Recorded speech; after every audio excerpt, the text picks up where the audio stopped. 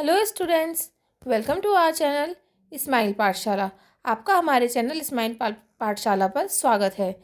आज हम इस वीडियो में आपके लिए कक्षा 3 का आरबीएसई हिंदी की बुक का आकलन नंबर 2 लेकर के आए हैं।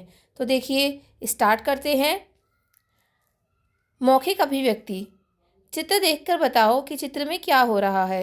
इसी मौसम से जुड़ी एक और घटना सुनाओ। तो देखिए, चित्र देखिए।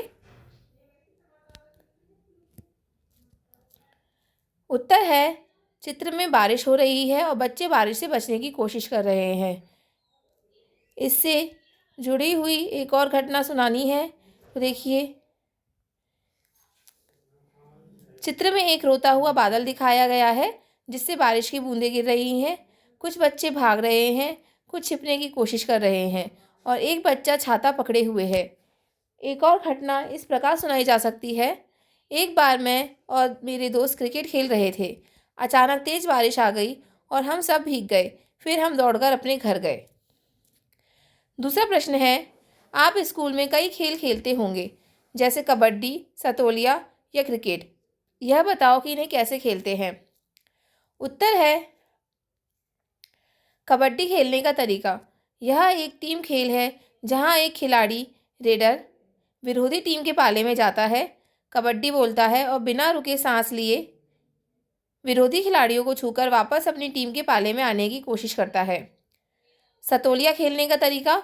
इसमें पत्थरों के 7 टुकड़े एक के ऊपर एक रखे जाते हैं। एक टीम गेंद से पत्थरों को गिराती है और फिर उन्हें फिर से जमाने की कोशिश करती है, जबकि दूसरी टीम इन्हें गेंद मारकर आउट करने की कोशिश करती है। क्रिकेट खेलने का तरीका। यह बल्ले और गेंद का खेल है जिसमें 2 टीमें होती हैं। बल्लेबाज गेंद को मारकर रन बनाने की कोशिश करते हैं, जबकि गेंदबाज और क्षेत्र रक्षक बल्लेबाज को आउट करने का प्रयास करते हैं। अगला प्रश्न है, सर्दी, गर्मी या बारिश के मौसम से जुड़ी कोई कविता या गीत सुनाइए। उत्तर देखिए, बारिश के मौसम से जुड़ी एक कविता। आई बारिश, छम छम करती आई बारिश, छाता लेकर निकले हम, फिर फिसल कर गिर गए हम। नेक्स्ट है, पढ़कर समझना। दी गई कहानी को पढ़कर प्रश्नों के उत्तर दीजिए। रोहित को पढ़ने का बहुत शौक था। एक दिन वह पुस्तकालय से अपनी पसंदीदा कहानी की किताब लेकर आया। घर पहुंचते ही वह किताबें पढ़ने में इतना डूब गया कि उसे समय का पता ही नहीं चला। अगले दिन जब वह विद्यालय जाने लगा तो किताब कहीं नहीं मिली। उसने पूरे घर में ढूंढा, मेज, बैग, अलमारी, हर जगह। फिर मम्मी ने हंसते हुए कहा, तकिए के नीचे देखो। रोहित दौड़कर गया और सच में किताब वहीं थी। उसने मुस्कुराते हुए किताब बैग में रखी और सोचा, अब से किताबें सही जगह ही रखूंगा। प्रश्न है, रोहित ने किताब कहाँ रख दी थी। रोहित ने किताब कहाँ कहाँ ढूंढी। रोहित ने पुस्तकालय से अपनी मनपसंद किताब ली। सोचकर बताओ उस किताब का नाम क्या होगा। इस कहानी का नाम सोचिए और लिखिए।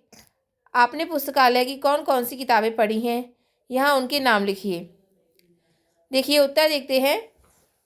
पहला, रोहित ने किताब कहाँ खरीदी थी, कहाँ रख दी थी। उत्तर है, तकिए के नीचे। रोहित ने किताब पढ़ते समय अपने तकिए के नीचे रख दी थी। दूसरा है, रोहित ने किताब कहाँ कहाँ ढूंढी। मेज, बैग और अलमारी में। रोहित ने किताब को मेज, बैग और अलमारी हर जगह ढूंढा था। रोहित ने पुस्तकालय से अपनी मनपसंद किताब ली। सोचकर बताओ उस किताब का नाम क्या होगा। यह एक रचनात्मक प्रश्न है और किताब का नाम कुछ भी हो सकता है, जैसे कि परियों की कहानी या शेर और खरगोश। अगला प्रश्न है, इस कहानी का नाम सोचिए और लिखिए। यह भी एक रचनात्मक प्रश्न है। कहानी का नाम रोहित की किताब या किताब का खो जाना जैसा कुछ हो सकता है।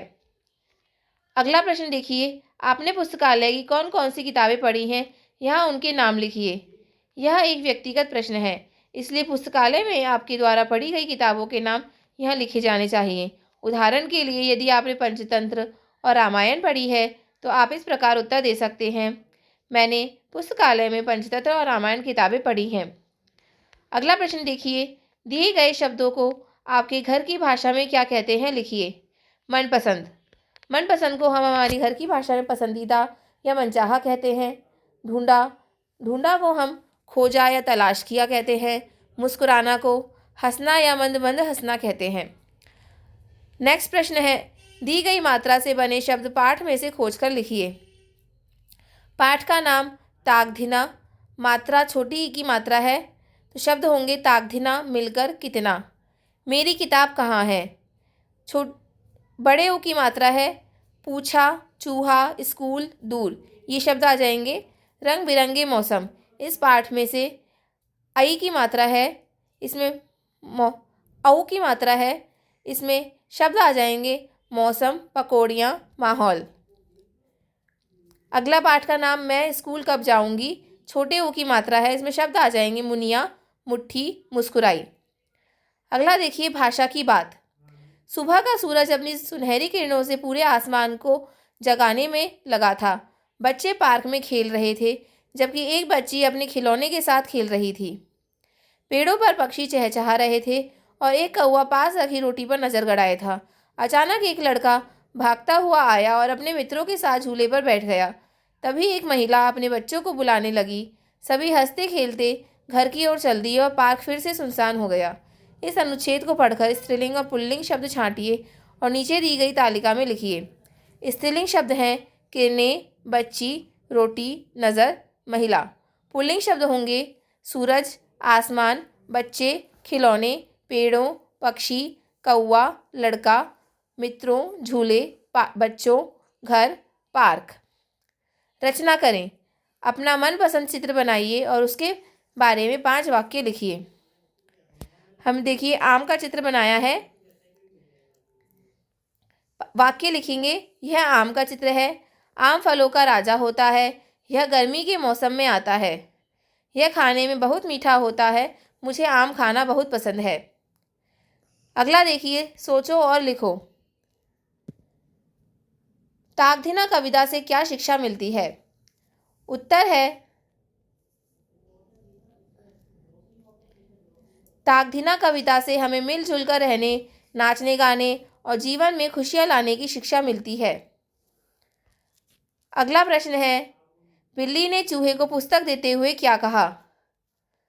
बिल्ली ने चूहे को पुस्तक देते हुए कहा, ठीक है, लेकिन याद रखना यह किताब मुझे परसों वापस चाहिए। अगला प्रश्न है, रंग बिरंगे मौसम पाठ के अनुसार मौसमों की प्रमुख विशेषताएं लिखिए। उत्तर है गर्मी, बहुत तेज धूप होती है। लोग पंखे, कूलर और ठंडे पेय पदार्थों का उपयोग करते हैं। आम और तरबूज जैसे फल लाभदायक होते हैं। बारिश धरती को ठंडक और ताजगी प्रदान करती है। बादल छा जाते हैं, बिजली चमकती है, नदियों और तालाबों में पानी भर जाता है, किसान खुश होते हैं। सर्दी ठंडक लेकर आती है, ऊनी कपड़े पहने जाते हैं।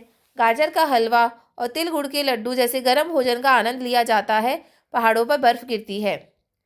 अगला प्रश्न है, मुनिया के पापा उसके लिए रंगीन किताबें कब लेकर आए? उत्तर है मुनिया 2 साल की हो चुकी थी, तब एक दिन उसके पापा उसके लिए रंगीन किताबें लेकर आए। अगला प्रश्न है, दिए गए शब्दों से वाक्य बनाकर लिखिए। किताब से हम वाक्य बनाएंगे, किताब पढ़ना एक अच्छी आदत है। पुस्तकालय, वाक्य बनाएंगे, विद्यालय में एक बड़ा पुस्तकालय है। मौसम, आज का मौसम बहुत सुहावना है। लाभदायक, वाक्य बनेगा, सुबह की सैर स्वास्थ्य के लिए लाभदायक होती है। इसी के साथ हमारा आकलन नंबर 2 समाप्त होता है। आशा है आपको वीडियो पसंद आया होगा। आगे के वीडियोस के लिए हमारे चैनल से जुड़े रहिए। हमारे चैनल को लाइक कीजिए, शेयर कीजिए, सब्सक्राइब कीजिए। धन्यवाद।